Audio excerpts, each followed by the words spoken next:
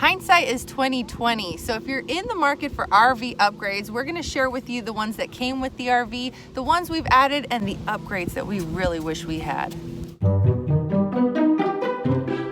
Welcome back to the RV Odd Couple. My name is John. And I'm Mercedes. Long story short, we sold most of our possessions in pursuit of freedom, independence, and adventure. Because life is so short. And this video is all about RV upgrades. We're gonna share the RV upgrades that came with the RV. We're gonna share the ones that we've added, and hindsight's 2020, so we're gonna share the ones that we really wish we had.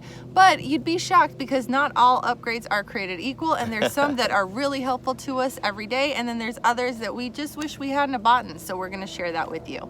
And a super quick announcement, we have been finally accepted for an Amazon store, so help support our channel. It doesn't cost you a penny extra, but it helps us fund these videos. My favorite upgrade out of all the upgrades that came with our Forest River Sandpiper 372 lock would be my Lippert leveling system. I now watch other people and the brain damage they go through to get their RV to be level.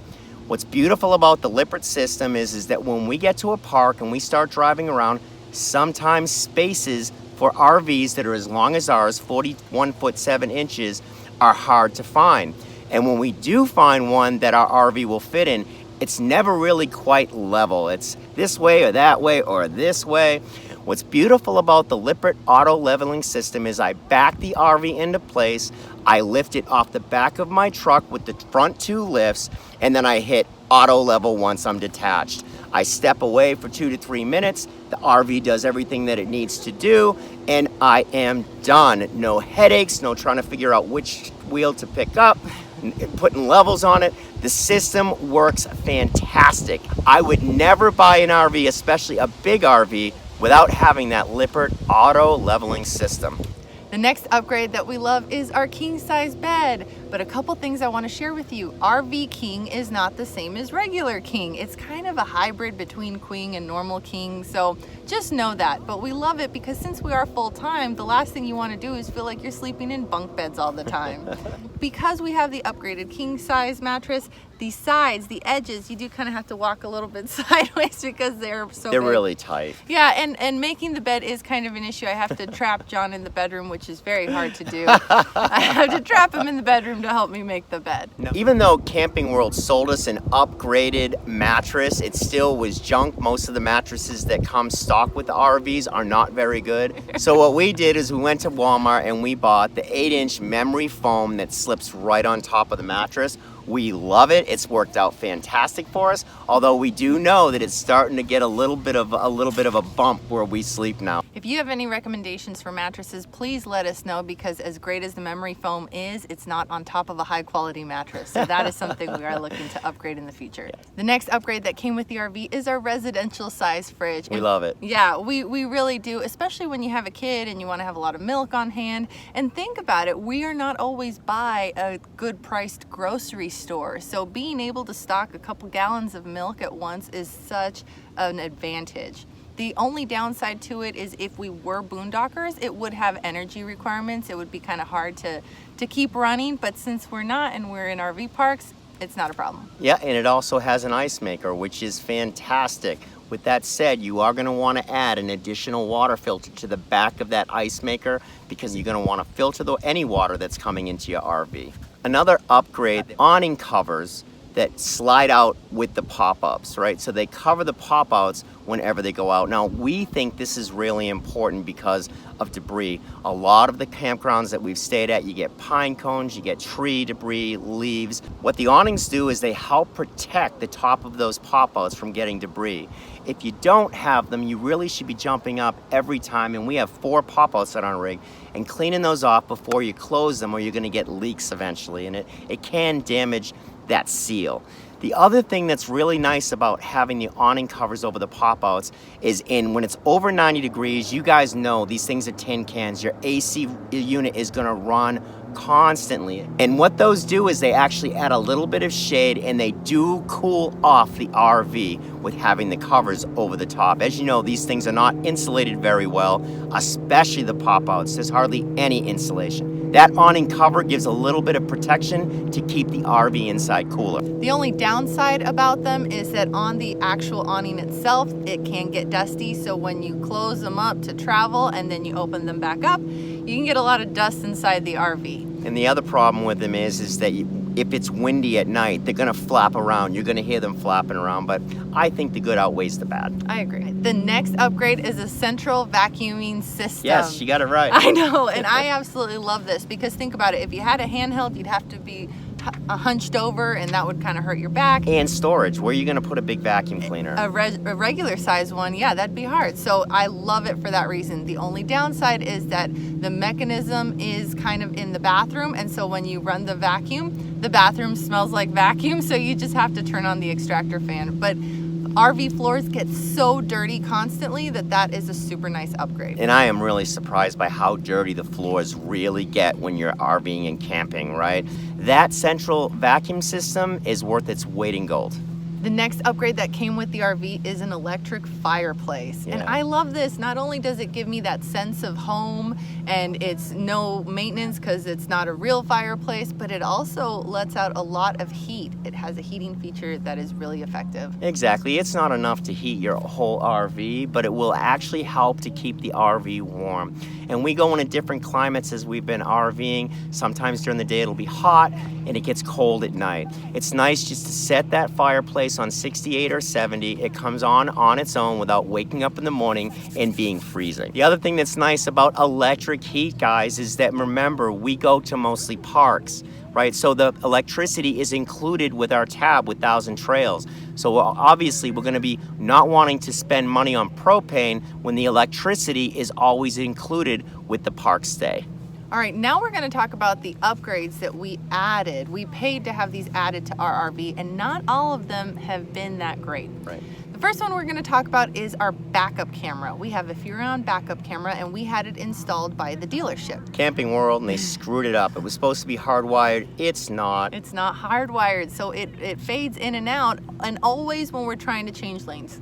Right. Now, I love the backup camera. It's really helpful when Mercedes and I are going to park. Typically, I can park the RV by myself without having her assist. Mercedes does assist when I need her to, but that backup camera serves two purposes. Number one, it helps me to see what's behind the RV, which I love. And then on the highway, it also assists me in changing lanes. I think when you have a rig as big as 40 feet, you have to have a backup camera. You just have to. The biggest mistake we've made so far is we didn't have a good water filtration system on our RV. We had no idea that by traveling all over the country, we were going to be dealing with all different types of high quality and low quality water that our family is drinking. So adding an RV water cleaning system is so important, because if you're not filtering the water, you are the filter, guys. And some of these parks, you can't believe the way that the water smells, the way that it tastes. We went 6 months before one of the members of the RV Odd Squad reached out to us and said, guys, be careful with your water. I've been hospitalized because I've been sick with a waterborne illness. We made a whole video on this, and we'll link to this in the description, along with coupon codes that we negotiated for a water filtration system. The next upgrade that we added to our RV was a WineGuard Connect 2.0 system. Now, we cannot stand that system. It doesn't work that well. Sorry, WineGuard. Well, if you're in a full-time RV and you need to stay connected and have some cell phone service, you want to have a cell phone booster and an arsenal of different things. We went ahead and got a Wii Boost. We got a solid RF. We have AT&T wireless. We have Verizon wireless. We have multiple types of antennas. When it comes to staying connected on the road, it's about redundancy. It's about having lots of different things. Some things work, some things don't work. And every time you change your location, you need to have a different packages to put together to get you connected. Luckily for us, we've only gone without internet once since we left RVing almost 8 months ago. Outside of that, we've always been able to figure out a way to get internet, or at least some signal that we can boost with our solid RF or our Wii Boost. The next upgrade that we had added to our RV is a 2-in-1 combo washer and dryer. And this is one that I absolutely love. No brainer, guys. You gotta do this. If you have the room, do it. Do I have to do small batches of laundry? Yes, I do. Does it come out wrinkly sometimes? Yes. Yes, it does. But guess what? I have a toddler. So if I didn't have that, I would be living in the laundromat. Yeah, and the money you spend in a laundromat, guys, a washer and dryer, if you have the room for it in your RV, and especially if you're full-time, do yourself a favor. Over time, it's definitely going to pay for itself, so get yourself a washer and a dryer. And the next upgrade is a second battery. Yep. You have to have a second battery. Now, we've told you that we have a residential refrigerator. Pretty much our batteries run that refrigerator whenever we move from one park to another. Being that our refrigerator runs on battery power when we're not connected, that extra battery buys us an additional 6 to 7 hours of running that refrigerator while we're disconnected. So now we're going to talk about the upgrades that we want to add to our RV. And this is so important because hindsight is 2020. So if you're making your RV full-timing plan for the future, learn from our mistakes and take this into account. And if you're an RV veteran, help us out, guys, because you know we're rookies. We're getting better at this. Thank you, RV Odd Squad. We have come a long way since you guys first started teaching us about RVing. But if we're missing something, and please, as always, help us out, help any newbie out.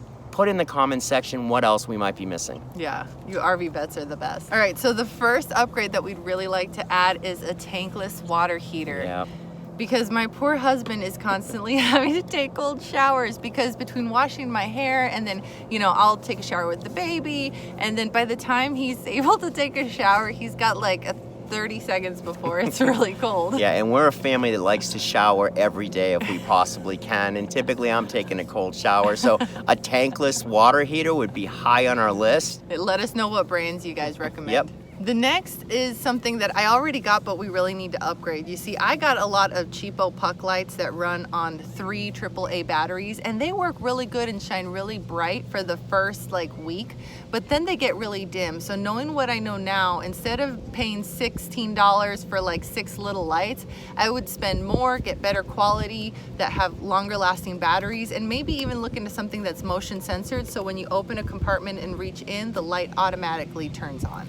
The next upgrade that we wish we had is a dash cam. Now this is for dual purposes. Obviously for the YouTube channel, it would be nice to automatically have a dash cam, but the other thing was that we not so long ago had an accident, and having all the cameras available would have been helpful. Because not everybody is very honest, and when there's a videotape that you can show a police officer or a judge that will show exactly what happened, it's just a great way to cover your butt when you're driving. The next item that we want to get is solar. Now mind you, right now we're mostly in RV parks, so it's not something that we need, and there's so much information and so much research to be done. Any direction you guys have would really be appreciated.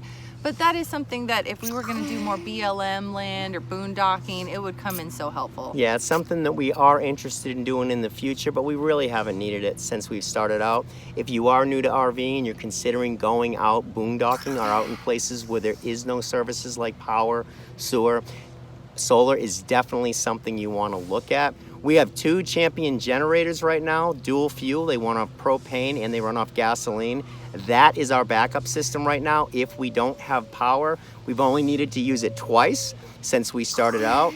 But we are thinking about doing a solar system. Any help that you guys can give us would be greatly appreciated. And the next upgrade that we are looking into is outdoor lighting. So as you guys know, we did have a scary experience when we were in Yosemite, and since that's happened, we realized the lack of light that we have in case of emergency. So we are in the process of adding motion censored lights and some lighting outside that will light it up if we need to. We do believe in being considerate of others. We don't plan on having our lights on at any time while we're camping. Most people like it dark when they camp. We don't want to screw that up for anybody. Thieves and crooks don't like light. So motion censored lights is one of the biggest suggestions we got when we did the 911 video. Be able to light that place up outside because they don't like light and they will skedaddle. Yeah, light's a great deterrent. Yep, light is a fantastic deterrent. If you're in the market for RV upgrades, there's a chance that you're also in the market for an RV. In our next video, Worst RV Dealer, we share the sneaky little tricks that salespeople use that cost you thousands. Don't make the same mistake we did, and we'll see you in the next video.